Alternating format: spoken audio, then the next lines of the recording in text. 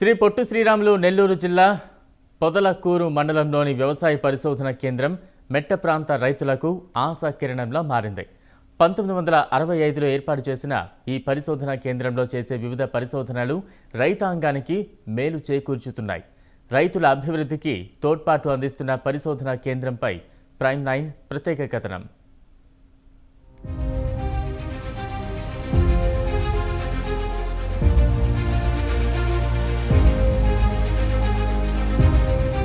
పొదలకూరు వ్యవసాయ పరిశోధన కేంద్రం గత 57 సంవత్సరాలుగా రైతులకు వివిధ సేవలు అందిస్తోంది. మొదటగా 1964లో ఈ కేంద్రాన్ని చేజర్లలో ఏర్పాటు చేశారు. అనంతరం అక్కడి నుంచి వివిధ కారణాలతో పొదలకూరుకు మార్చి 30 ఎకరాల స్థలంలో కేంద్రాన్ని ఏర్పాటు చేశారు. మొదట్లో చిరుధాన్యాలైన జొన్న, పెసర, కంది, సజ్జ, వేరుశెనగ వంటి మెట్ట పైర్లకు పరిశోధనలు జరిపి రైతులకు మేలైన విత్తనాలను అందించేవారు. మధ్యలో ఈ సాగు విధానం కొంతమేర తగ్గింది. ఇటీవల వచ్చిన ఆహారపు అలవాట్ల మార్పుతో మళ్లీ ఎక్కువ మంది చిరుధాన్యాల సాగుపై ఆసక్తి చూపుతున్నారు. దీంతో పరిశోధన కేంద్రంలో మళ్లీ జొన్న, సజ్జ, పెసర, మినప పంటలపై పరిశోధనలు జరుపుతున్నారు అధికారులు. నేను శాస్త్రవేత్త పరిమాణ శాస్త్రంలో ఈ అగ్రికల్చర్ రిజిస్ట్రేషన్ పొదలకూరులో పనిచేస్తున్నానండి.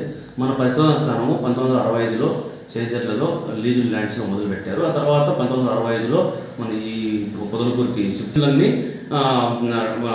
ఆరోగ్యానికి చాలా మంచి న్యూట్రిషన్ని ఇస్తాయండి, ఐరన్, జింక్ లాంటివి. సో అది చిన్నపిల్లలకు చాలా మంచిది.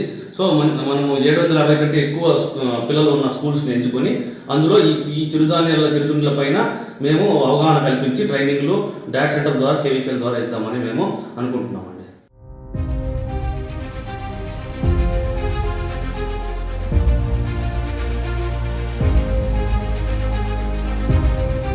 పరిశోధన కేంద్రం ఏర్పాటైన తర్వాత 1990లో అపరాలపై పరిశోధన మొదలుపెట్టారు. PBG-1, PBG-107 రకాలను 2002లో అప్పటి వ్యవసాయ శాస్త్రవేత్త కోదండ రామిరెడ్డి విడుదల చేశారు.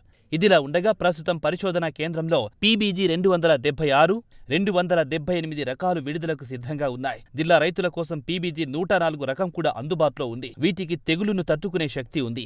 70 నుంచి 75 రోజులలోపు పంట చేతికొస్తుంది. వీటితో పాటు U31 సాధారణ రకం విత్తనాలున్నాయి. ఇవి కూడా 75 రోజుల్లో కాపుకొచ్చి తెగులును తట్టుకొని మంచి దిగుబడి ఇస్తుంది. ఇక పెసర విషయానికొస్తే WG42 అనే రకాన్ని తెలంగాణ నుంచి దిగుమతి చేసుకున్నారు.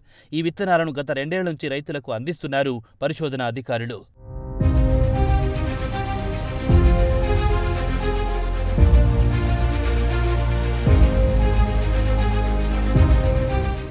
మారుతున్న కాలానుగుణంగా మనిషి ఆహారపు అలవాట్లలో విపరీతమైన మార్పులొచ్చాయి. ఆరోగ్యవంతంగా ఉండేందుకు వెనకటి ఆహారపు అలవాట్లను క్రమంగా అలవాటు చేసుకుంటున్నారు. దీంతో అపరాలకు, చిరుధాన్యాలకు మెల్లమెల్లగా డిమాండ్ పెరుగుతోంది. డిమాండ్కు అనుగుణంగా పొదలకూరు వ్యవసాయ పరిశోధన అధికారులు కృషి చేస్తున్నారు. చిరుధాన్యాలను సాగు చేస్తూ రైతులకు గ్రూప్ డిస్కషన్ ద్వారా అవగాహన కల్పిస్తున్నారు. చిరుధాన్యాల వినియోగంపై విద్యార్థులకు సైతం అవగాహన సదస్సులు ఏర్పాటు చేసి ప్రోత్సహిస్తున్నారు.